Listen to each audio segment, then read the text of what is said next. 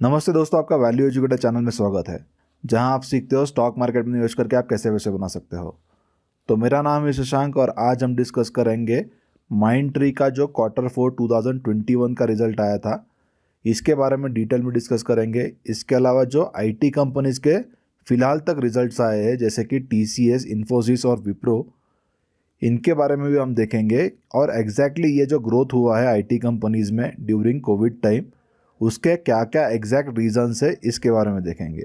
तो यदि आपने चैनल को सब्सक्राइब नहीं किया होगा तो ज़रूर चैनल को सब्सक्राइब कर लीजिए और बेल आइकॉन पर क्लिक कीजिए ताकि आपको ऐसे जो वीडियोस है वो आगे जाके भी मिलते रहे। तो पहले हम रेवेन्यू ग्रोथ देख लेते हैं सारे चारों कंपनीज का जो रिजल्ट आया था आईटी सेक्टर में।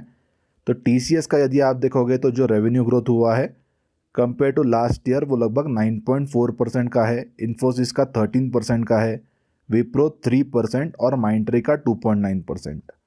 यदि आप ईबिटा के मार्जिन्स देखोगे यानी EBITDA divided by total revenues, तो TCS का वो 25.9% है, इन्फोसिस का 24.5%, विप्रो का 21% और माइंडट्री का 21.9% है। यदि आप नेट प्रॉफिट ग्रोथ देखोगे ईयर ऑन ईयर यानी Q4 2021 कंपेयर टू Q4 2020, तो TCS का वो 14.9% हुआ है, इन्फोसिस का 17%, विप्रो का 27% और माइंडट्री का सबसे ज़्यादा हुआ है यानी 53.7% हुआ है।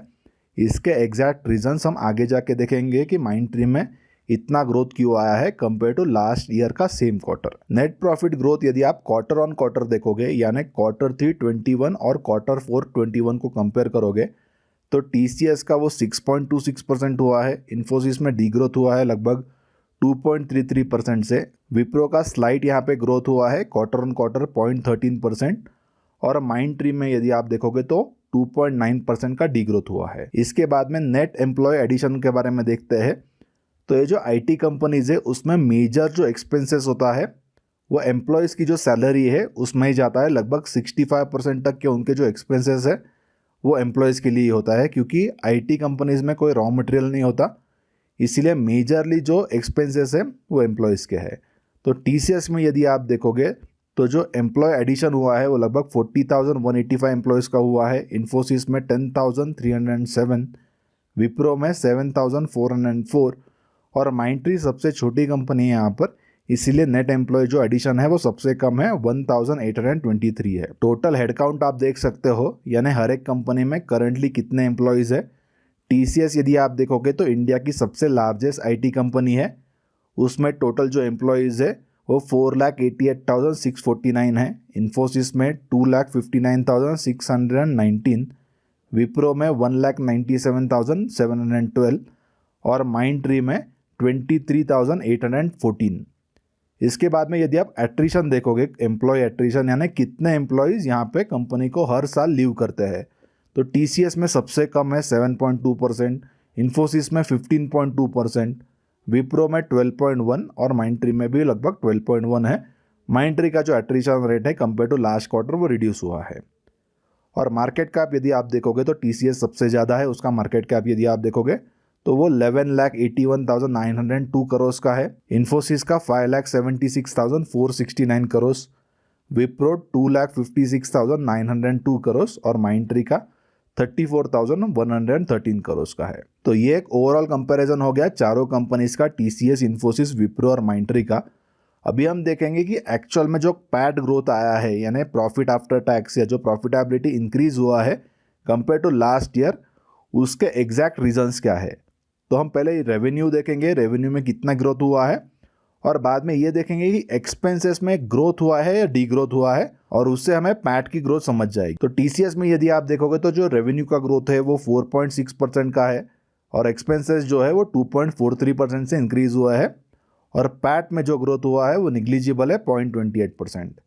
इन्फोसिस में 10.6% का यानी हाईएस्ट रेवेन्यू ग्रोथ हुआ है, एक्सपेंसेस भी यदि आप देखोगे तो उनके हाईएस्ट इंक्रीज हुआ है 5.86%, और पैट का जो ग्रोथ है वो लगभग 16.61% है।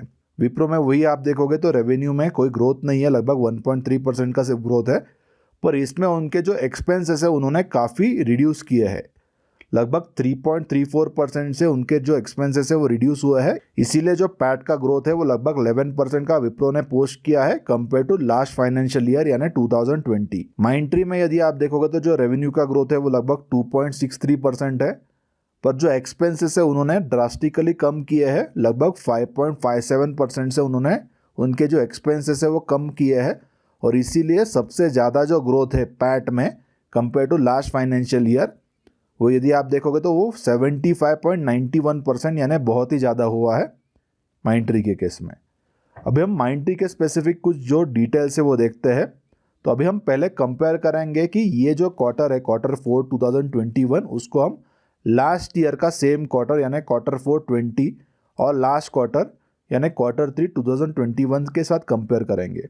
तो यदि आप टोटल इनकम देखोगे तो क्वार्टर ऑन क्वार्टर यानी जो रेवेन्यू है टोटल वो 4.23% से इंक्रीज़ हुआ है।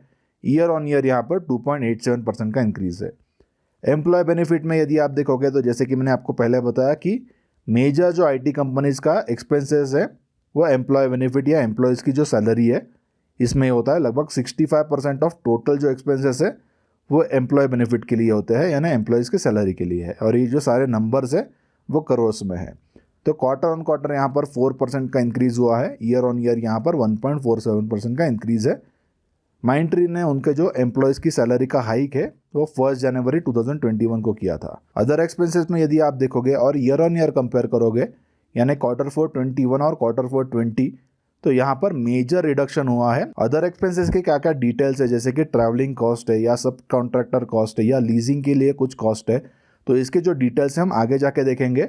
पर यदि YoY यदि आप देखोगे अदर एक्सपेंसेस तो वो 22.86% से रिड्यूस हुआ है यानी यहाँ पर मेजर रिडक्शन हुआ है। Q4 21 यानी करंट क्वार्टर में वो 334.4 करोड़ के थे और यदि आप सेम कंपेयर करोगे लास्ट ईयर के सेम क्वार्टर से वो 433.5 करोड़ के थे। यहाँ पे क्वार्टर ऑन क्वार्टर इंक्रीज हुआ है लगभग 13.43%। Q3 में अदर एक्सपेंसेस 294.8 करोड़ के थे। टोटल एक्सपेंसेस में क्वार्टर ऑन क्वार्टर इंक्रीज हुआ है लगभग 5.4% का, पर ईयर ऑन ईयर यहाँ पर लगभग 4.32% का डी ग्रोथ हुआ है। और इसीलिए पीबीटी जो है वो ईयर ऑन ईयर काफ़ी उन्होंने अच्छा पोस्ट किया है, लगभग 60% उन्होंने ग्रोथ किया है। और पैट में 53.88% का ग्रोथ किया है कंपेयर टू लास्ट ईयर का same quarter. Quarter on quarter यहाँ पर थोड़ा रिडक्शन हुआ है क्योंकि ये जो नंबर्स है वो रुपी के टर्म में है, क्योंकि करंट क्वार्टर में जो डॉलर है वो वीक हुआ था। और माइंडट्री के जो मेजर रेवेन्यूज़ है वो यदि आप देखोगे तो वो यूएस से आते हैं या नॉर्थ अमेरिका से आते हैं। अभी हम देखते हैं कि माइंडट्री ने फ्री कैश फ्लोज कैसे जनरेट किए हैं, क्योंकि आप देखोगे तो फ्री कैश फ्लोज काफ़ी इंपॉर्टेंट है और आईटी कंपनीज काफ़ी बेहतरीन फ्री कैश फ्लो जनरेट करती है क्योंकि उनको जनरली ज़्यादा कैपेक्स नहीं होते, उनको रॉ मटेरियल की कोई कॉस्ट नहीं होती, वर्किंग कैपिटल यदि आप देखोगे तो वो काफ़ी मिनिमम होता है। इसीलिए मोस्टली उनके जो प्रॉफिट्स होते हैं वो फ्री कैश फ्लोज में कन्वर्ट हो जाते हैं। तो यदि आप Q4 2020 के फ्री कैश फ्लोज देखोगे तो वो सिर्फ 14.7 करोड़ के थे। Q3 यानी लास्ट क्वार्टर 21 में वो 580 करोड़ के हुए और करंट क्वार्टर में वो 316.8 करोड़ के है। इसके अलावा कैश एंड कैश इक्विवेलेंट यानी करंटली कंपनी के पास कितना कैश है तो वो Q4 में 1361 करोड़ का था, वो इंक्रीज होकर Q3 21 में 2523 करोड़ का हुआ। तो जनरली आप आईटी कंपनीज में देखोगे तो जनरली कोई डेट नहीं होता, उनके कैश फ्लोज काफ़ी स्ट्रांग होते हैं, कैश एंड कैश इक्विवेलेंट भी उनके पास काफ़ी होता है। इसीलिए आइदर वो कैश का जो यूज़ है वो बायबैक के लिए कर सकते हैं, डिविडेंड दे सकते हैं या कोई नया एक्विजिशन कर सकते हैं, क्योंकि यहाँ पर उनको बिजनेस को ग्रो करने के लिए कोई नया कैपेक्स नहीं करना पड़ता। उनको मेजरली जो एक्सपांशन है या बिजनेस को इंक्रीज करने के लिए नए एम्प्लॉयज़ जो है वो हायर करने होते हैं। इसीलिए उनका जो एम्प्लॉय कॉस्ट है वो कंटिन्यूसली इंक्रीज होते रहता है। इसीलिए टोटल जो हेडकाउंट है यानी टोटल कितने एम्प्लॉयज़ कंपनी में काम कर रहे हैं कोई भी आईटी कंपनी में, वो काफ़ी इंपॉर्टेंट है। और बाद में एम्प्लॉय एट्रिशन कितना है यानी कितने जो एम्प्लॉयज़ है वो छोड़ के जा रहे हैं, या इसके अलावा ऑन साइट और ऑफशोर का मिक्स कितना है और टोटल यूटिलाइजेशन कितना है एम्प्लॉयज़ का, ये जो मैट्रिसेस है आईटी कंपनीज में स्पेसिफिकली ये काफ़ी इंपॉर्टेंट है। अभी हम माइंडट्री के रिलेटेड कुछ फाइनेंशियल रेशोज देखेंगे, जैसे कि ईबिटा मार्जिन कितना है उनका। तो Q4 के कंपैरिजन में जो ईबिटा मार्जिन है वो यहाँ पर इंक्रीज हुआ है, क्वार्टर ऑन क्वार्टर थोड़ा रिडक्शन हुआ है। करंट क्वार्टर में जो ईबिटा मार्जिन है वो माइंडट्री ने लगभग 21.9% का पोस्ट किया था। ईबिट यानी अर्निंग बिफोर इंटरेस्ट और टैक्स यदि आप देखोगे उसका मार्जिन डिवाइडेड बाय रेवेन्यूज़, तो यहाँ पर उसमें भी इंक्रीज़ हुआ है ईयर ऑन ईयर। 13.8% का था लास्ट ईयर के सेम क्वार्टर में, जो फिलहाल में 18.6% का हुआ है, और क्वार्टर ऑन क्वार्टर यहाँ पर थोड़ा रिडक्शन हुआ है। टैक्स रेट यदि आप देखोगे तो यहाँ पर टैक्स रेट 24.3% का है करंट क्वार्टर में। इसके बाद में वैसे ही आप पैट यानी प्रॉफिट आफ्टर टैक्स के मार्जिन देख सकते हो, जो करंटली 15% के है। सबसे बेस्ट पार्ट आईटी कंपनीज में यह है कि उनका जो आरओसी यानी रिटर्न ऑन कैपिटल एम्प्लॉयड है वो काफ़ी अच्छा होता है, क्योंकि आईटी कंपनीज में नया कैपिटल बिजनेस में डालने की कोई ज़रूरत नहीं होती है, इसीलिए रिटर्न ऑन कैपिटल एम्प्लॉयड काफ़ी अच्छा होता है। यदि आप Q4 21 में रिटर्न ऑन कैपिटल एम्प्लॉयड यानी आरओसी देखोगे तो वो 36.7% का है और काफ़ी बेहतरीन रेशो है। उसके बाद डीएसओ यदि आप देखोगे डेज में यानी रिसीवेबल डेज कितने हैं, Q4 2020 में वो 66 डेज थे, Q3 21 में वो रिड्यूस होकर 61 हुए, और फिलहाल में उन्होंने जो टोटल रिसीवेबल डेज है वो 60 डेज पोस्ट किए हैं। काफ़ी अच्छा नंबर है, उन्होंने रिड्यूस किया है यहाँ पर। माइंट्री का अभी हम देखते हैं कि रेवेन्यू जोग्राफिकली कैसे आता है, यानी कौन कौन से कंट्रीज से उनके टोटल रेवेन्यूज का कितना परसेंटेज आता है। तो माइंट्री के जो मेजर रेवेन्यूज है वो नॉर्थ अमेरिका से ही आते हैं। Q4 21 में यदि आप देखोगे तो 76.6% of total revenues north America से आए थे। और यदि आप फिलहाल में देखोगे तो इंडिया में जो केसेस है वो बढ़ रहे हैं कोविड के, कंपेयर टू जो अमेरिका है या जो यूरोप है, यहाँ पर वैक्सीनेशन काफ़ी तेज़ी से हो रहा है। लगभग यूएस के टोटल पॉपुलेशन का 37% जो पॉपुलेशन है वो वैक्सीनेशन हुआ है, उनका एटलीस्ट 1 डोज हो गया है। यूके में यदि आप देखोगे तो ये जो रेशो है वो और बेटर है। तो यहाँ पर आगे जाके जो रिस्क है आईटी कंपनीज़ को, मुझे लगता है वो काफ़ी कम हो सकता है, क्योंकि ऑलरेडी वहाँ पर वैक्सीनेशन हो गया है और इंडियन जो रेवेन्यूज़ है उनके वो काफ़ी निग्लिजिबल है।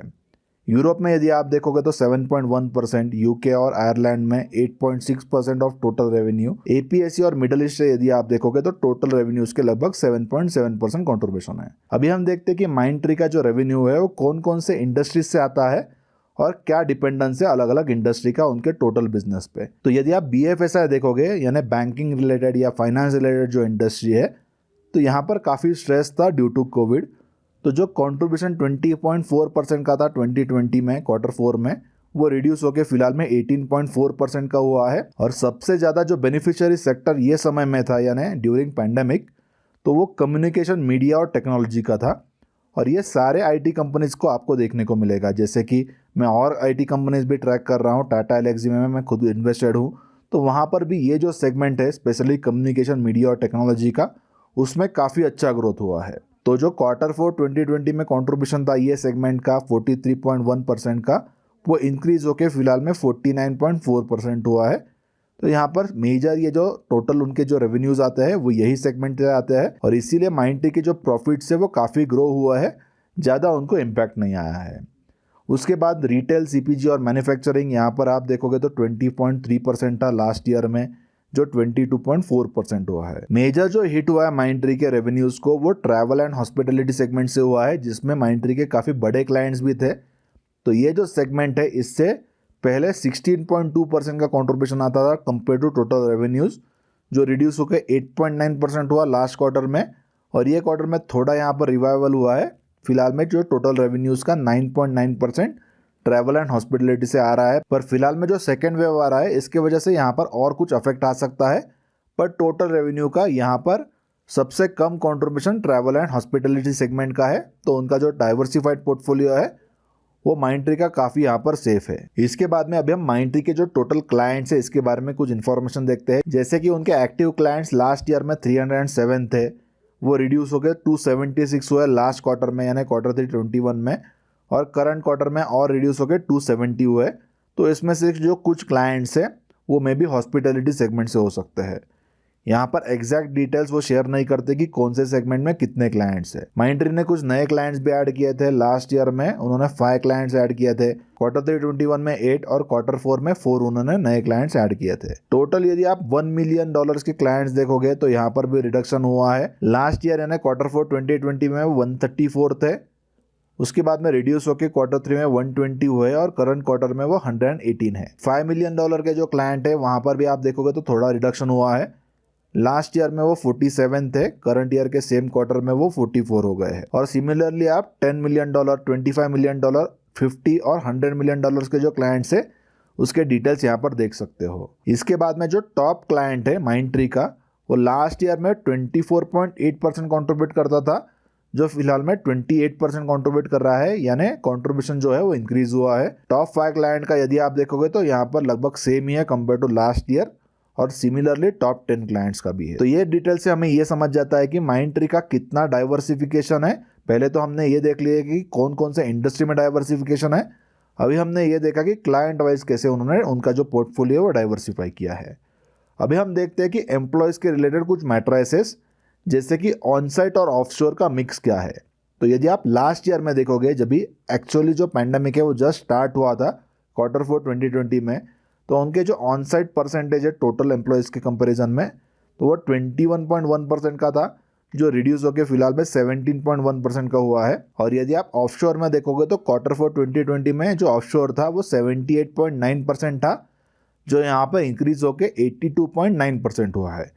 तो एक्चुअल में जितना ज़्यादा ऑफशोर है उतना कंपनी के लिए काफ़ी बेटर होता है, क्योंकि उनके जो मैक्सिमम एक्सपेंसेस है एम्प्लॉयज़ के रिलेटेड वो रिड्यूस हो जाते हैं, जैसे कि उनके ट्रैवल के एक्सपेंसेस हो गए, या इसके अलावा जो रेंटल एक्सपेंसेस है वो कम हो जाते हैं, और एम्प्लॉयज़ के एंटरटेन के रिलेटेड या बाकी जो फैसिलिटीज़ एम्प्लॉयज़ को देते हैं, जैसे कि कैब या जो ट्रैवलिंग के लिए कुछ फैसिलिटी हो गई, ये जो सारे एक्सपेंसेस है वो कम हो जाते हैं, क्योंकि फिलहाल में जो वर्क फ्रॉम होम कल्चर है वो शुरू हुआ है। इसीलिए माइंडट्री या जो बाकी आईटी कंपनीज है उनको प्रॉफिटेबिलिटी पोस्ट करने का मेजर रीज़न यही है कि उनके रेवेन्यूज़ यदि आप देखोगे तो वो इतने इंक्रीज नहीं हुए हैं, पर कंपैरेटिवली उनके जो एक्सपेंसेस है वो काफ़ी कम हो गए थे, इसीलिए जो टोटल प्रॉफिट है वो काफ़ी ज़्यादा इंक्रीज हुआ था। इसके बाद में यदि आप यूटिलाइजेशन देखोगे तो यूटिलाइजेशन में भी कंटिन्यूस इंप्रूवमेंट हुआ है।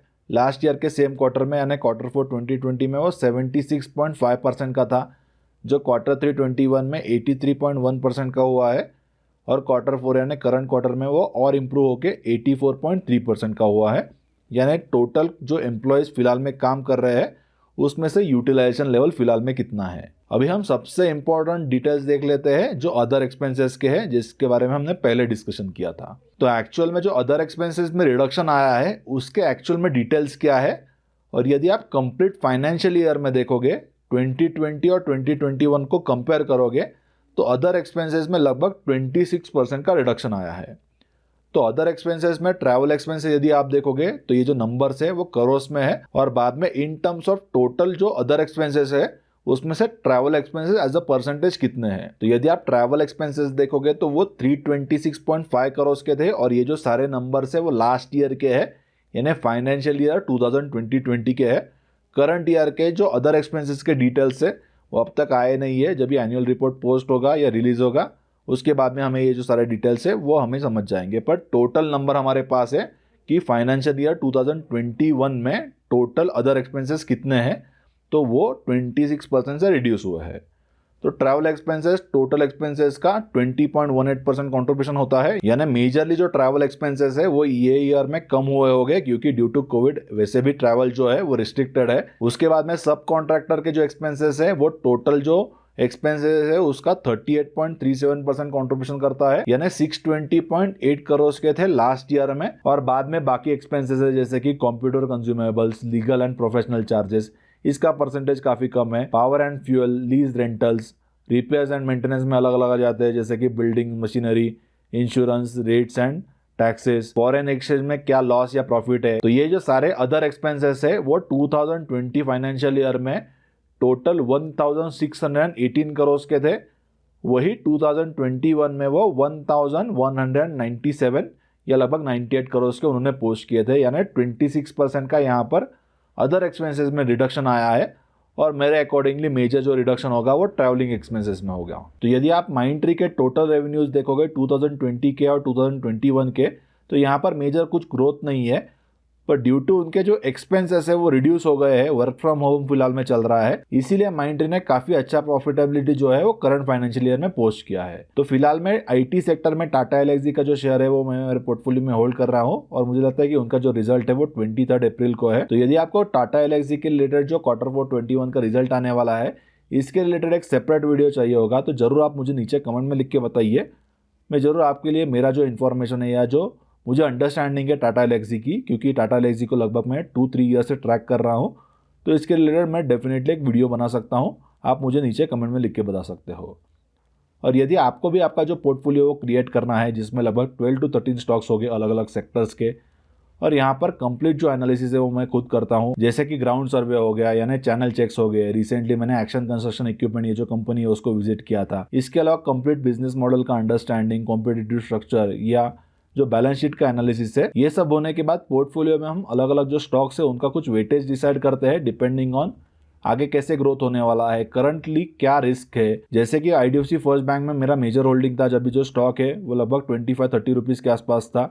और फिलहाल में जैसे कि कोविड के केसेस इंक्रीज हुए हैं तो मैंने मेजर जो मेरा पोजीशन है आईडीएफसी फर्स्ट बैंक का इसमें रिडक्शन किया है, क्योंकि यहाँ पर बैंकिंग जो सेक्टर है उसमें अगेन कुछ इश्यूज हो जाएंगे। और मैंने मेजरली मेरा जो पोर्टफोलियो है वो शिफ्ट किया है आईटी और प्लेटफॉर्म कंपनीज में, या कुछ केमिकल कंपनीज भी मैं होल्ड कर रहा हूँ। तो यहाँ पर ये जो सेक्टर है उसमें ज़्यादा कोई रिस्क नहीं है ड्यू टू कोविड, क्योंकि लास्ट वेव में भी उन्होंने काफ़ी अच्छी तरीके से उनका जो बिजनेस है वो डिफेंड किया था। तो ऐसे जो चेंजेस है वो हम पीरियोडिकली करते हैं डिपेंडिंग ऑन फिलहाल में क्या सिचुएशन है, क्योंकि यदि आप चेंजेस नहीं करोगे तो मेजर यहाँ पर आपका जो पोर्टफोलियो उसमें हिट आ सकता है। ये वीडियो जरूर आप आपके फ्रेंड्स के साथ शेयर कीजिए ताकि उनको भी जो सारा डिस्कशन हमने आईटी सेक्टर के रिलेटेड किया या माइंट्री के रिलेटेड किया Q4 2021 के रिलेटेड, तो उससे उनको काफ़ी बेनिफिट हो जाएगा।